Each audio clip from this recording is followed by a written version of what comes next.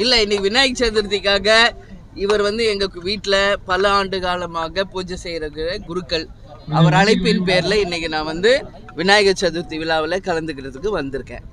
அவ்வளோதான். வேற எதுவும் கேள்வி இருந்தால் கேளுங்க.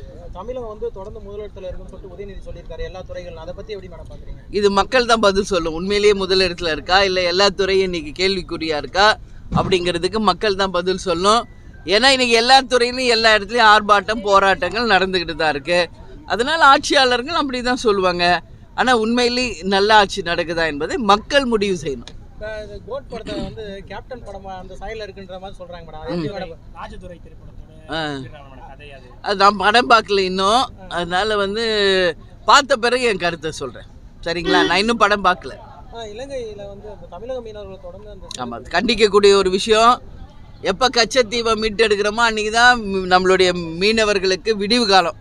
விட்டு கொடுத்தது திமுக. இன்றைக்கி அவங்க ஆட்சி தான் நடக்குது. இந்த கேள்வியை திமுக அமைச்சர்கள் கிட்ட தான் நீங்கள் கேட்கணும். முதலமைச்சர்கிட்ட கேட்கணும், உதயாட்ட கேட்கணும்.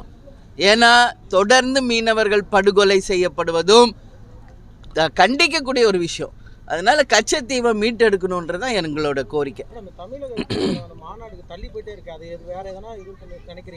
தெரியலைங்க, அதுக்கு விஜய் தாங்க பதில் சொல்லணும். ஏன்னா அவங்க வந்து கேட்டாங்க, இன்னைக்கு அனுமதி கிடைச்சிருக்குன்னு சொல்கிறாங்க. எதனால் காலத்தாமம் அப்படிங்கிறது அவங்க தான், விஜய் அவங்க குழு தான் அதை சொல்லணும். தேசிய கல்விக் கொள்கை வந்து ஏற்க மறுக்கிறதா வந்து அதனால வந்து தமிழகத்துக்கு எதுவும் கொடுக்க மாட்டாங்க அப்படின்ற மாதிரி சொல்லியிருக்காங்க. ஏற்க மறுக்கிறதுனால அப்படின்னு சொல்லியிருக்காங்க. ஆமாம், நம்ம இரட்டை மொழி கொள்கை தான் நம்ம எப்பயுமே ஃபாலோ பண்ணிக்கிட்டு இருக்கோம். அதனால் வந்து கேப்டனை பொறுத்த வரைக்கும் எல்லா லாங்குவேஜும் எல்லாரும் கற்றுக்கணுன்றத கேப்டன் எப்பயுமே சொல்வார். அனைத்து மொழியும் கற்போம், அன்னை மொழி காப்போம் அப்படின்றதான் தேமுதிகவுடைய பாலிசி.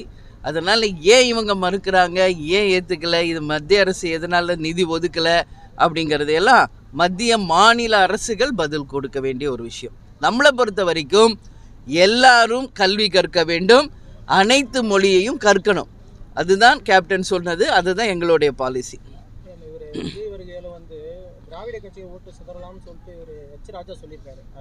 தெரியலைங்க, எலெக்ஷன் வரட்டும். எல்லாமே நம்ம இப்பயே சொல்லிட்டா எப்படி? இன்னும் கட்சி ஆரம்பிக்கணும், மாநாடு, நிறைய விஷயம் இருக்குது. அதனால் சிதறதா இல்லை சிதறலையான்றது 2026 தேர்தல் முடிவுகள் தான் சொல்லும். சரிங்களா? சந்தோஷம். நன்றி நன்றி நன்றி. நான் முதலே அது சொல்லிட்டேன். ஹாப்பி பார்ன் வேஜ்னு சொல்லியிருக்கேன். பத்திரமா போயிட்டு நல்லபடியாக வரட்டும். அது சிகிச்சைக்கு போயிருக்காரா இல்லை முதலீடுகளை ஈர்க்க போயிருக்காரா அப்படிங்கிறது ஒரு வெள்ளை அறிக்கையாக அவர் திரும்பி வந்த பிறகு சொல்லணும். ஏன்னா ஆல்ரெடி துபாய்க்கு போயிருக்காரு, சிங்கப்பூர் போனார். எத்தனை ஃபேக்ட்ரி இங்கே வந்துச்சு, எத்தனை இளைஞர்கள் வேலை வாய்ப்பு கிடைச்சிருக்குன்றதெல்லாம் கேள்வி மக்கள் கேட்குறாங்க. அதனால் அவர் திரும்பி வந்த பிறகு எத்தனை முதலீடுகளை கொண்டு வந்தார், எத்தனை ஃபேக்ட்ரி கொண்டு வர்றார், எவ்வளோ பேருக்கு வேலை அப்படிங்கிறது ஒரு வெள்ளை அறிக்கையாக அவர் கொடுக்கணும். ஆனால் இன்றைக்கி எதிர்கட்சிகள் அவர் சிகிச்சைக்காக தான் போயிருக்காரு அப்படிங்கிறதையும் சொல்கிறாங்க. அது அவங்க தான் அதை சொல்லணும்.